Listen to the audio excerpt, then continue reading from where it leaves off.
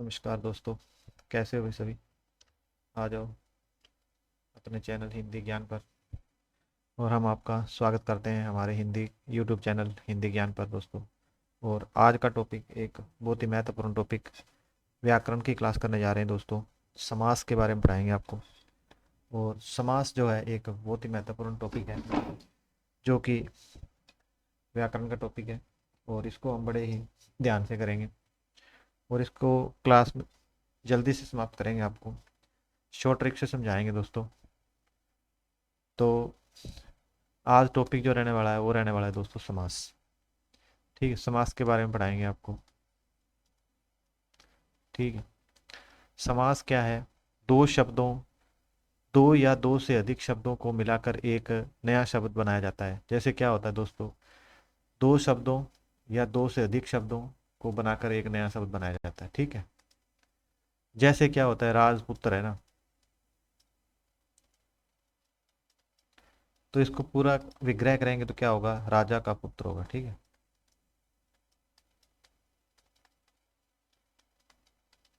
तो ऐसे क्या कह रहा है कि भाई जब इसको हम वापस समास करेंगे तो इसका ये हटा देंगे और राजपुत्र बना देंगे इसका। ठीक है।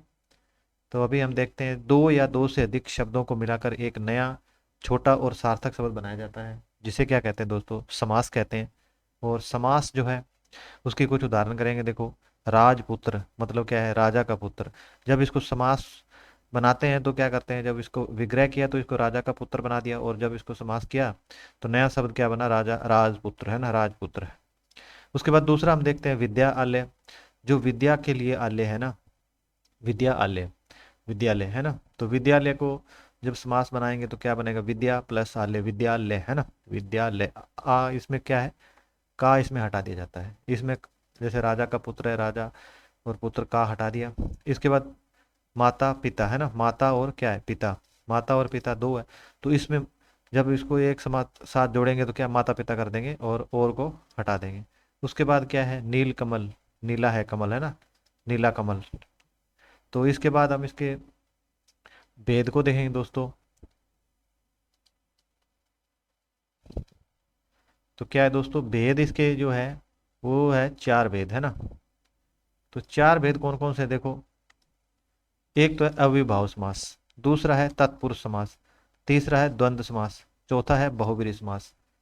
तो जो समास का जो भेद है दोस्तों, वो समास क्या है, चार प्रकार का है। ठीक है, समझ में आई। इसके बाद क्या है, समास जो पहला समास है वो है दोस्तों अविभाव समास। अवय ये भाव है ना।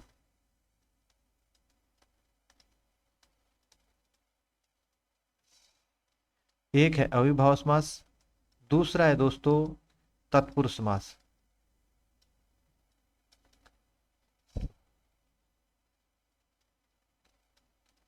और तीसरा है दोस्तों द्वंद्व समास,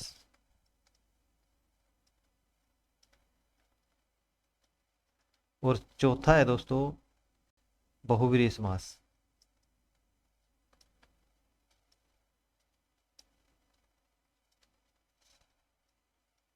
तो क्या है, चार प्रकार के समास है।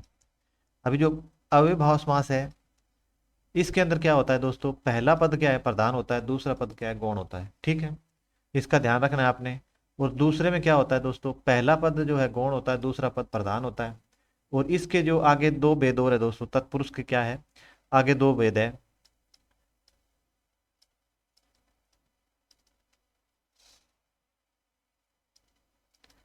तत्पुरुष समास के क्या है, आगे दो भेद है। तो आगे दो भेद कौन कौन से हैं दोस्तों, एक तो है कर्मधारय है ना, कर्मधारय समास है एक। तो कर्मधारय समास के अंदर क्या होगा, तत्पुरुष समास के अंदर क्या बताया है कि जो दूसरा पद है वो प्रधान होता है, पहला पद क्या है, गौण होता है। तो जब इसके अंदर जब कर्मधारय की बात करते हैं तो कर्मधारय में क्या है, जो दूसरे समास की क्या है, दूसरा जो पद होगा उसकी पहला पद क्या है, विशेषता बताएगा दोस्तों।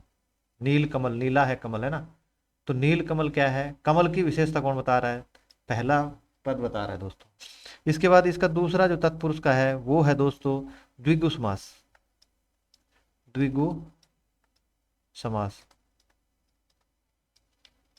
तो द्विगु समास में क्या है दोस्तों, कर्मधारय में जो इसका जो दूसरा पद है, जो प्रधान पद है, उसकी जो विशेषता बता रहा था, अभी यहाँ पे क्या है, विशेषता तो ये बताएगा, यानी कि दूसरा दूसरा पद जो प्रधान है उसकी विशेषता पहला पद बताएगा। पर पहला पद क्या करेगा यहाँ पे, संख्या संख्यावाचक होगा, जैसे क्या है, चौराहा है ना, चौराहा है।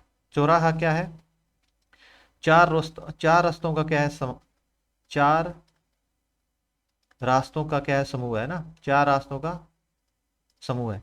तो क्या है, चार रास्तों का समूह कौन है, तो इसमें क्या है, पहली संख्या देखो, इसमें क्या है, चार आ रही है ना, तो इसमें चार आ रही है पहली संख्या, तो क्या है, चौराहा है। जैसे षटकोण है ना, षटकोण, षटकोण लिखते हैं हम।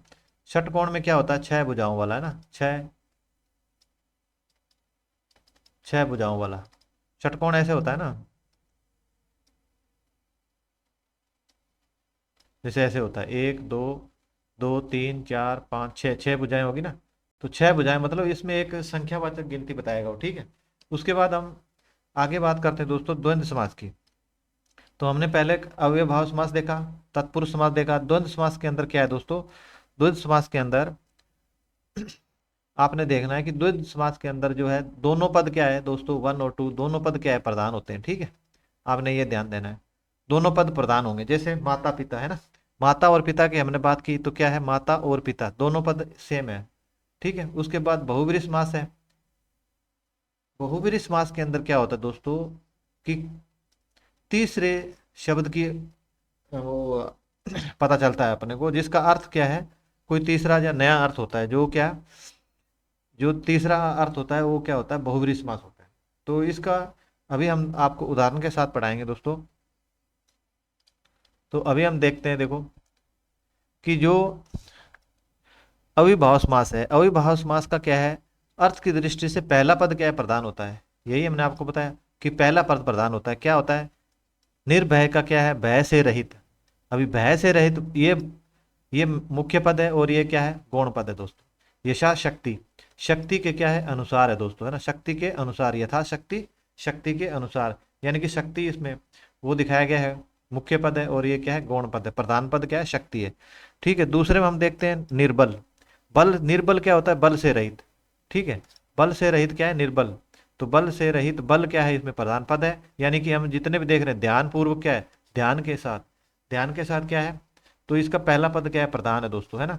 अभी हम ये तो हमारे को समझ में आया कि जो अव्ययभाव समास है उसमें क्या देखते हैं हम, कि पहला पद क्या है, प्रधान होता है। और प्रधान होने के लिए जो भी हम इसकी उदाहरण देखेंगे उसमें हमारे को पता चलेगा कि पहला पद जो है इसमें प्रधान है। तो इस प्रकार से हमने क्या है, अव्ययभाव समास की जो है उदाहरण, या जो जो भी इसमें क्वेश्चन बनेगा उसको हम देखेंगे दोस्तों। उसके बाद हम बात कर लेते हैं दोस्तों, दूसरा जो है कि तत्पुरुष समास।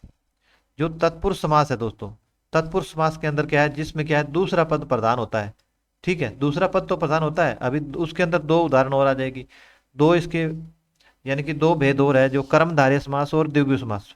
कर्मधारय समास के अंदर क्या है, पहला पद तो प्रधान, पहला पद जो होता है वो गौण होता है, दूसरा पद यहाँ प्रधान तो होता है, पर दूसरे पद की क्या है, पहला पद क्या है, प्रधान, वो विशेषता बताता है। तो इसको एक बार पढ़ के देखते हैं, पहला पद दूसरे पद की विशेषता बताता है, तो ये आपने ध्यान देना है। कैसे बताता है, देखो उदाहरण हम करते हैं।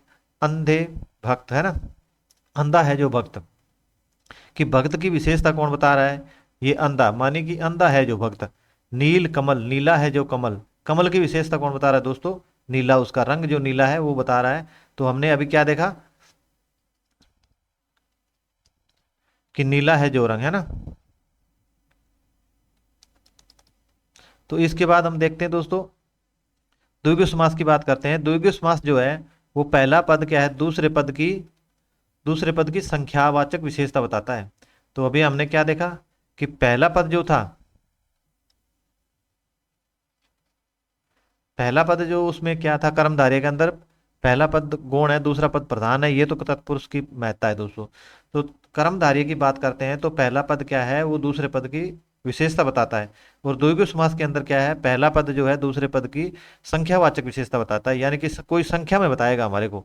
तो इसकी हम उदाहरण देखते हैं दोस्तों एक, यानी कि उदाहरण क्या है, कि चौराहा, चार रास्तों का समूह है ना, चार रास्तों का समूह, यानी कि इस समूह की जो है ये चार क्या है विशेषता बता रहा है। चतुर्भुज, चार भुजाओं वाला, चार भुजाओं वाला क्या है कि ये चार जो है इसकी एक गिनती के अंदर विशेषता बता रहा है दोस्तों। तो इस प्रकार हमने देखा, इसके दो भेद देखे आज अभी, कि अव्ययभाव समास, तत्पुरुष समास, और अभी हम देखते हैं कि द्वंद्व समास। द्वंद्व समास की बात करते हैं तो द्वंद्व समास दोनों ही पदों का क्या है अर्थ समान रूप से प्रधान होता है। यहाँ मेन ध्यान देने वाली बात है दोस्तों कि इसमें दोनों ही पद क्या है प्रधान होंगे, दोनों पद मतलब एक जैसे होंगे।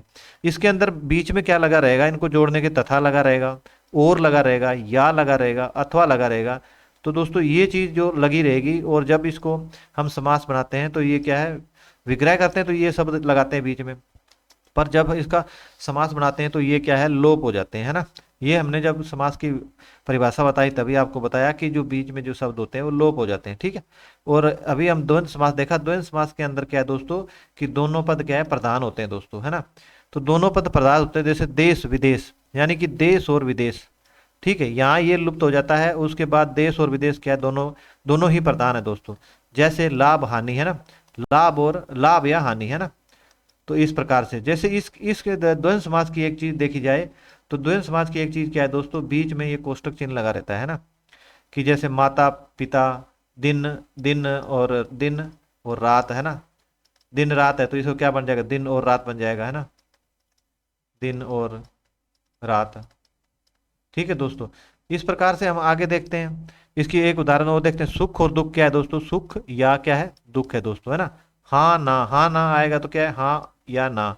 तो इसमें हमने देखा दोनों पद क्या है दोस्तों वो एक जैसे हैं, मतलब दोनों पद क्या है, दोनों पद ही क्या है प्रधान है दोस्तों, है ना।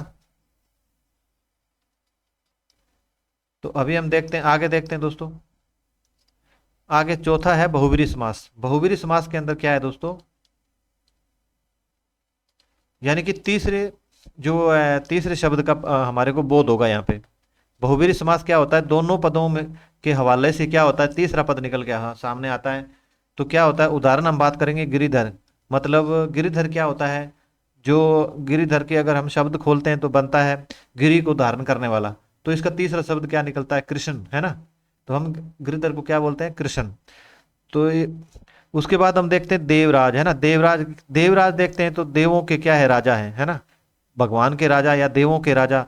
तो देवों के राजा कौन है, इंद्र। हम तीसरे शब्द की कल्पना करते हैं दोस्तों। पीताम्बर, पीताम्बर क्या है दोस्तों, पीताम्बर की बात कहा जाए तो पीला, जिसने क्या है पीला वस्त्र क्या है जिसने धारण किया हुआ है, भगवान क्या है कृष्ण। तो इसमें हमने देखते हैं गुरुमुखी एक शब्द है दोस्तों, देखो गुरुमुखी। गुरुमुखी का अर्थ तो वैसे निकलता है गुरुओं की मुंह से, मुख से निकली हुई जो है वाणी, है ना। गुरुमुखी क्या है, गुरुओं के मुख से निकली हुई वाणी। पर इसका हम क्या लेते हैं दोस्तों, लिपि लेते हैं, यानी कि गुरुमुखी क्या है एक लिपि का नाम धारण कर चुकी है। हम इसका क्या है तीसरा अर्थ लेते हैं दोस्तों, है ना। तो अभी हम एक बार फिर देखते हैं दोस्तों एक बार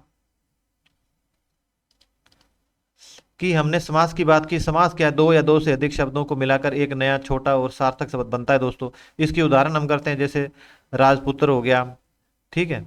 उसके बाद आपका हो गया विद्यालय हो गया, माता पिता हो गया, उसके बाद नील कमल हो गया, ठीक है। उसकी जो है चार भेद है दोस्तों। एक भेद क्या है, अविभाव, अविभाव समास है, तत्पुरुष समास है। तत्पुरुष समास के दो भेद है दोस्तों, कर्मधारय और द्विगु समास। उस कर्मधारय समास के अंदर क्या है दोस्तों, जो पहला पद है वो दूसरे पद की विशेषता बताता है, ठीक है। और द्विगु समास के अंदर क्या है दोस्तों, एक संख्यावाचक विशेषता, पहला पद जो है वो एक संख्यावाचक विशेषता बताएगा, जैसे षटकोण, चौराहा, ठीक है। तो इस प्रकार की। इसके बाद हम द्वंद्व समास की बात करते हैं। द्वंद्व समास के अंदर क्या है दोस्तों, दोनों पद क्या है प्रधान होते हैं यहाँ पे, जैसे दिन और रात है, माता और पिता है ना। तो इसके अंदर बीच में एक डंडी लगी रहती है। तो इस प्रकार इसको ध्यान से पहचानने में इसका थोड़ा आसान है। तो इसको क्या करना है, इसको जब तो हम विग्रह करते हैं तो ये क्या है, दो शब्द हमारे को सेम मिलते हैं। सेम मतलब दोनों का जो अर्थ है या जो पद प्रधान, दोनों पद प्रधान होते हैं यहाँ पे, ठीक है। इसके बाद हम जब तीसरे चौथे की बात करते हैं, बहुब्रीहि समास की बात करते हैं।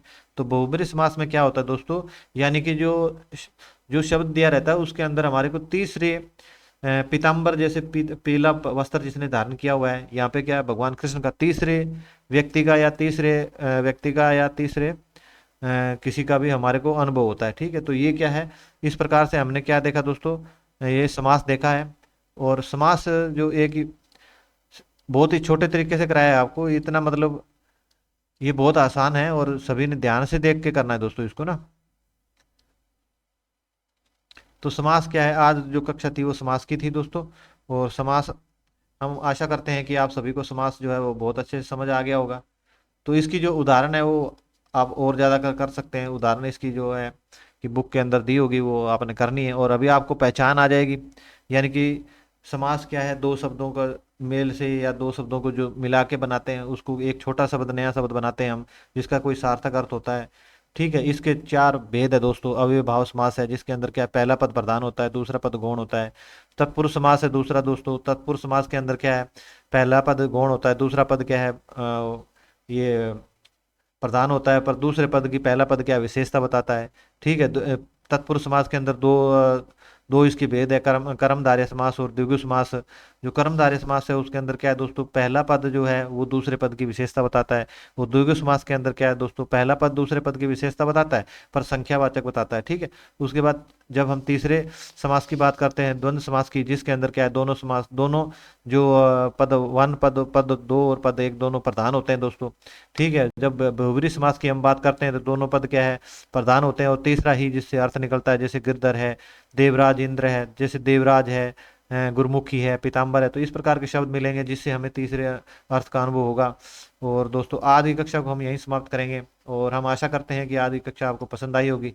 और अगर आपको क्लास पसंद आई है तो आपने क्या करना है दोस्तों, लाइक और शेयर कर देना है। और हम आपके साथ तैयारी करने वाले ही हैं दोस्तों।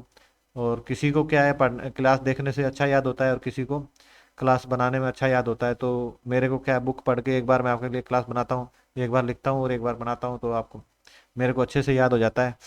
तो जिस साथी को वीडियो देखने से याद होता है तो वीडियो देखें, और अच्छे से इसको क्लास को लाइक करें दोस्तों, शेयर करें। और क्लास में जुड़ने के लिए क्या है, सभी को धन्यवाद दोस्तों। इसी के साथ आज की कक्षा को यहीं समाप्त करेंगे दोस्तों।